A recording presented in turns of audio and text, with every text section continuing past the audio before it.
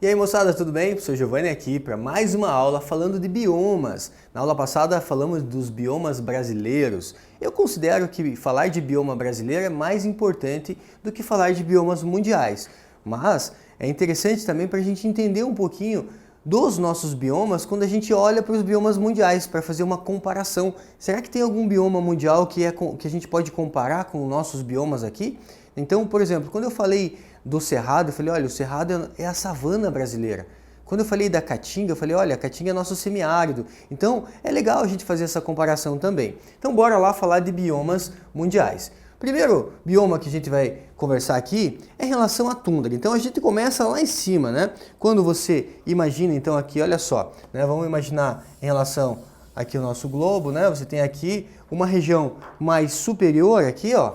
Então, poderia dizer para vocês que a tundra, ela está numa camada aqui mais superior, certo? Então, aqui seria o quê? Seria a tundra, certo? Então, é um bioma com elevada latitude. Já vi isso aparecer em exercício. Bioma com elevada latitude, né? Se eu tiver aqui, então, ó, mais ou menos aqui assim a linha do Equador, olha só, né? Linha do Equador, a tundra é um bioma de elevada latitude.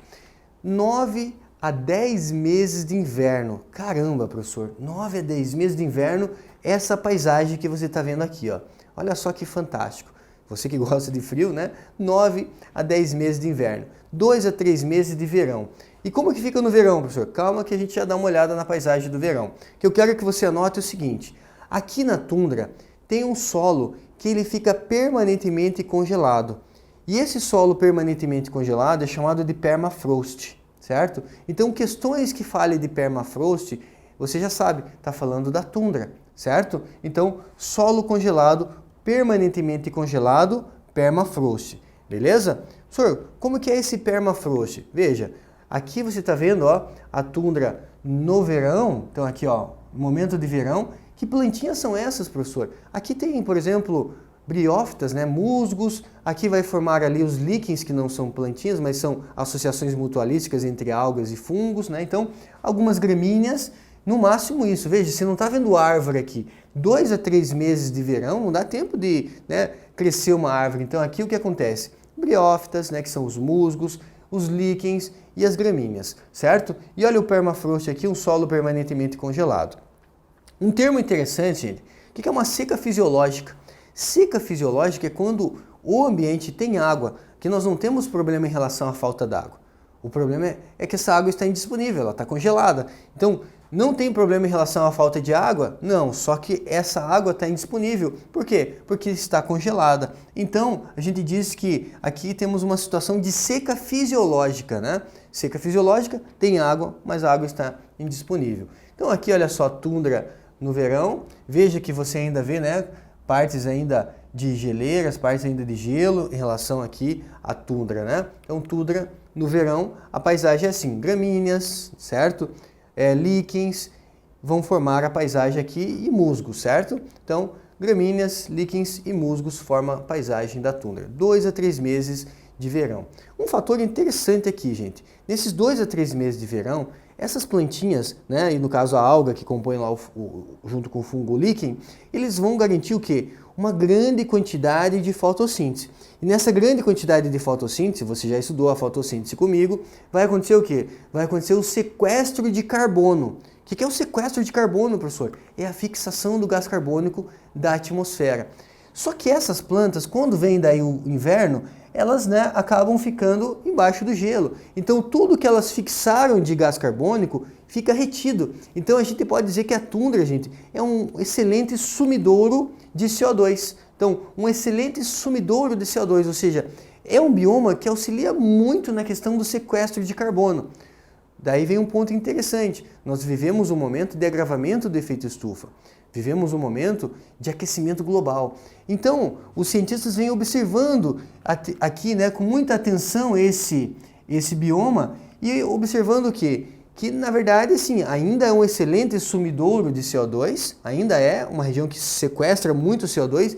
E interessante que esse CO2 não volta para a atmosfera, por quê? Não volta porque o gelo, né, acaba ali soterrando essas plantinhas, então esse gás carbônico fica retido.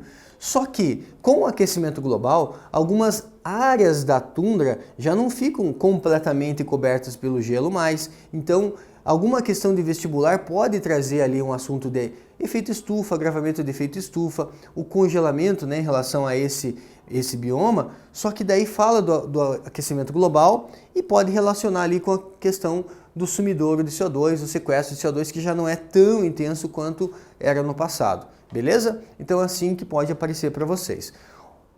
Com relação, né, à fauna, nós temos o que, né? Nós já falamos então da flora. Em relação à fauna, nós temos aí, né, o arminho, certo? O arminho, nós temos renas, tem os caribus, né? O boi almiscarado. Então, importante destacar que não tem anfíbios e nem répteis. Veja, anfíbios e répteis são animais que não têm a sua temperatura controlada, são animais ectotérmicos, né? Ou pecilotérmicos. Então, consequentemente, viverem em baixas temperaturas não é interessante. Então, anota, por gentileza, que tundra, né, não tem nem anfíbios nem répteis, certo? Importante essa observação. Tem a lebre do Ártico também. Veja que o fato da lebre, do arminho, né, terem uma coloração branca, isso é interessante, gente, porque faz com que esse animal ele tenha um processo ali, né, que a gente chama de camuflagem. O que é uma camuflagem? É quando ele imita o ambiente, né? Quando ele imita o ambiente, a gente usa o termo aí camuflagem. E aí faz com que um predador não enxergue ele com tanta facilidade. O próximo bioma, gente, é chamado de taiga. E a taiga vem aqui um pouquinho para baixo, né? Então, se a gente for falar da taiga, a taiga vai pegar mais ou menos aqui, ó, um pouquinho para baixo da tundra. A taiga, gente, é aí o maior bioma do nosso planeta. O maior bioma, certo?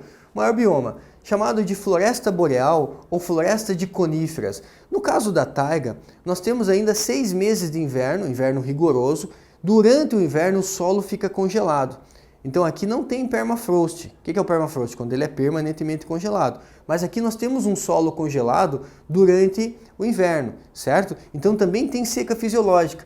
Mas veja, galera, aqui nós já temos o quê? Floresta de coníferas. Significa que essas plantas elas têm que ser bem adaptadas a essa situação de congelamento. Imagina, professor, mas como que a planta absorve água quando o solo fica congelado? Bom, ela tem raiz profunda, né? Ela ultrapassa essa camada de gelo, né? E aí o que acontece? Ela busca água na forma líquida. Então, você tem algumas características importantes em relação a esse bioma, né? Plantas adaptadas à neve por conta do quê? Conífera, né? Tem ali a forma de um cone, faz com que a neve não pare facilmente, né? E as folhas, gente, são folhas aciculadas. Geralmente, o que é uma folha aciculada? Uma folha em forma de agulha. Então a neve também não para nessas folhas. Então, plantas bem adaptadas aí em questão da neve, o congelamento, nunca perdem as folhas. Então aqui não perde folhas no outono, no inverno, mantém as folhas.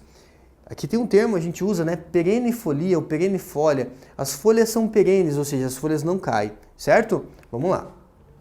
Com relação à fauna, temos roedores, temos ursos, temos aves, olha o arminho ali também, né? Temos aí já, né, uma biodiversidade um pouco maior em relação à tundra, porque a gente vai agora em direção à linha do Equador, né? Então melhora um pouquinho as condições, certo?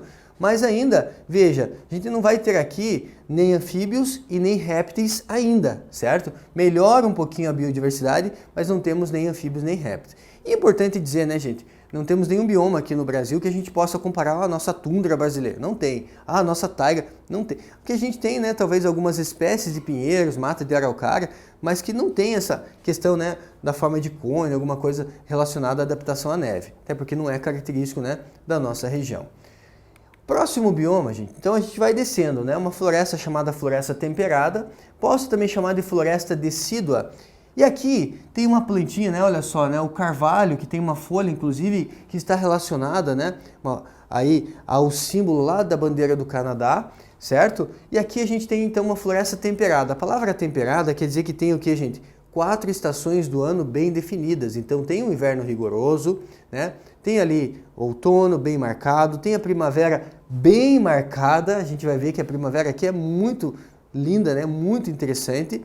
E tem o que, né? E tem o verão. Então 4 estações do ano bem definidas. A gente tem aqui o que? Floresta atemperada, né? Então 4 estações, as folhas caem no outono, Folhas que caem, nós chamamos de folhas caducifólias. Vai aparecer para vocês aqui o termo, olha só, caducifólia ou caducifolia.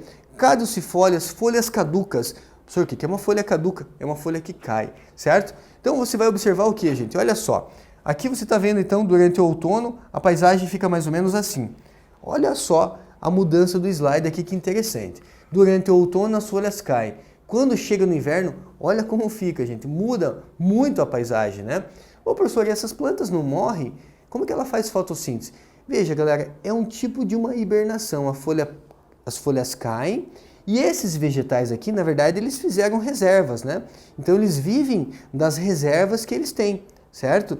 Como esse período não vai durar a vida toda, vai chegar um momento, né, que vai sair do outono, vai sair do inverno e vai voltar ali para uma primavera, ali para um verão, garante o que, galera? Garante que essas plantas possam fazer o que? Reserva novamente, certo? Então elas ficam no estado ali de baixo gasto metabólico, certo? As plantas não morrem.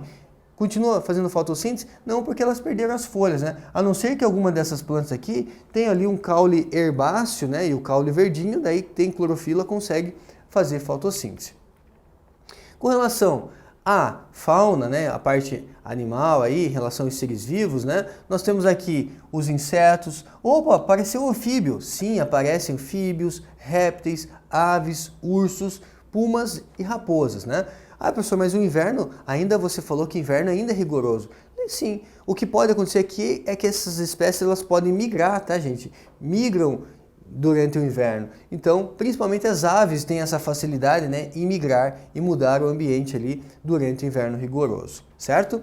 Então vamos adiante. Próximo bioma, floresta tropical pluvial. Essa a gente pode comparar com a Mata Atlântica, comparar com a floresta amazônica, né? O que é o termo ombrófila, professor? Ombrófila significa que é uma floresta úmida, né? Então o termo ombrófila, floresta úmida. Então até agora nós já usamos alguns termos bem interessantes, né? Falei de folhas perenes, que são folhas que nunca caem, isso lá na taiga. Falei de folhas caducas, são folhas que caem durante o outono, isso na floresta temperada. E aqui na floresta tropical pluvial, a gente usa o termo ombrófila. Ombrófila significa o quê? Floresta úmida, beleza?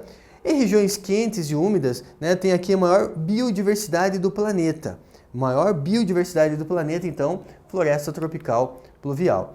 Aqui, veja, né? Ah, professor, é a mesma imagem que você usou lá na floresta amazônica. Então, caracterizado, né, gente, em questão em ter árvores em estratos, um solo raso e pobre que tem o quê? Alta decomposição, alta reciclagem da matéria. As folhas são grandes. Qual é o termo que a gente usa para folhas grandes? Latifoliadas, né? Então vai aparecer aqui para você, ó. As folhas são latifoliadas, beleza? Então bem característico o que acontece na floresta amazônica, né? Aqui, né? O dossel da floresta em torno também de 50 metros. Aqui, muita competição por luz, a gente tem aqui as árvores, né, altas e veja que elas fecham, né, ali o dossel da floresta. Na questão da região amazônica, muitas vezes alguns biólogos eles pousam, né, de balão em cima da floresta para fazer coleta de alguns, né, seres vivos ali para poder fazer estudo, né? Então é possível até pousar de balão em relação, né, se for ali a mata bem fechada. Então árvores altas. Temos aqui a questão do epifitismo. O que é um epifitismo, né? Plantas epífitas são plantas que elas usam uma outra planta como um suporte para ela poder ter acesso à luz. E isso acontece então com bromélias, com as orquídeas, tá, gente? Plantas epífitas são plantas que usam outras plantas como suporte, certo? Com relação agora à região de campos. Região de campos, tem algum bioma aqui no Brasil que seja característico da região de campos? Nós temos os pampas sulinos, certo? Quando a gente fala de região de campo, então, vegetação mais rasteira, boa iluminação, né? E geralmente com uma baixa precipitação. Isso é marcado, então, uma região de campos. E, eventualmente, né, olha, uma árvore lá, outra árvore lá, eventualmente, né, algumas árvores marcam ali também a região de campo. Quando a gente fala de região de campo, existem alguns tipos de campos. Eu gosto de destacar para vocês, principalmente, a diferença entre as estepes, né? Então, temos as estepes. O que marca aqui nas estepes? Nas estepes, o clima é frio e seco. Então, olha a vegetação. Não é uma vegetação assim com verde exuberante, é uma vegetação um pouco mais rasteira, certo? Em relação às pradarias, pradarias também é uma região de campo, gente. só que aqui é um pouco mais úmido. Como é mais úmido, a vegetação ela desenvolve um pouco mais. Então é uma região de campo um pouquinho mais desenvolvida, certo? Então pradarias em relação às estepes, veja, muda bem a paisagem, né? As pradarias têm uma vegetação um pouquinho mais elevada, né? Devido à umidade ser um pouquinho maior, certo? Temos ainda algumas regiões de campos, né? Os nossos pampas gaúchos, olha só, né? Uma imagem dos pampas gaúchos. Temos também as savanas, né? Savana também, gente, é uma região de campo, certo? Uma região de campo, só que árvores mais aqui, né? Já fazem um pouco mais parte dessa paisagem, né? Então savana também é um tipo de campo, legal? Lembrando que o nosso cerrado é a nossa savana brasileira. Árvores esparsas, quer dizer, você já começa a ver, né? Olha, tem árvore aqui, outras árvores ali, mas são árvores espalhadas, né? Certo? Árvores esparsas. Outro bioma é o deserto. Aqui no Brasil nós não temos um deserto, mas nós temos o nosso semiárido, que é Caatinga, certo? Aqui você vai ter tanto animais bem adaptados ao calor, bem adaptados, né, à situação aqui. Que situação que nós temos aqui? Aqui nós temos, né, em relação ao deserto, o quê? São quentes durante o dia e frios durante a noite. Então muitas espécies elas acabam até tendo o hábito noturno. Que espécies vivem aí, professor? Répteis, né? Aqui a gente tem algumas espécies de aracnídeos também que conseguem viver bem. Plantas bem adaptadas, né, a esse clima mais seco. Por exemplo, cactáceas, né, a gente pode encontrar aqui nas regiões de deserto. Solo pobre em matéria orgânica, mas é um solo que é rico em sais minerais, né? Então, solo pobre em matéria orgânica, rico em sais minerais. Plantas resistentes à seca, como as cactáceas, certo? Espécies aí de répteis que também são resistentes, né, a essas temperaturas mais elevadas. E temos aí, né, um roedorzinho ali, o rato-canguru, né, que vive em tocas e tem hábito noturno. Então, durante a noite ele sai, a temperatura está um pouco mais amena, né? Então, durante a noite ele consegue ter ali um hábito noturno um pouco melhor, né, para o desenvolvimento da espécie. Plantas resistentes à seca, animais pequenos e noturnos, adaptações contra a desidratação. Beleza? E para fechar os biomas mundiais, um exercício só, dá uma olhada aqui comigo. As paisagens são dominadas por vegetação baixa e amplamente esparsa. As plantas abrangem suculentas, cactos, euforbiáceas, arbustos profundamente enraizados e ervas que crescem durante períodos úmidos e infrequentes. As plantas apresentam adaptações que incluem tolerância ao calor e à dessecação, como também armazenamento de água e redução da área da superfície foliar. Geralmente, né, folhas modificadas aí em espinhos, né, para diminuir a transpiração. São comuns defesas físicas como espinhos e defesas químicas como toxinas nas folhas dos arbustos. A descrição acima refere-se ao bioma terrestre denominado. Bom, aqui ele destacou muito, né, a questão das cactáceas, aqui a questão da adaptação à falta de água. Então, aqui o que cabe mais, né? Tundra? Não, tundra não é. Tundra, ele falaria alguma coisa aqui do permafrost. Floresta tropical não tem falta d'água. Savana, né? Se você pensar que o nosso cerrado é a savana brasileira, até pode ser um pouco seco, mas tem lá o lençol freático. Então aqui vai encaixar o que, gente? Aqui vai encaixar o deserto. Legal? Então fechamos assim os biomas mundiais, né? E na próxima aula falamos dos biomas aquáticos para fechar esse capítulo aí sobre biomas. Tchau, gente, um grande abraço e até a próxima aula.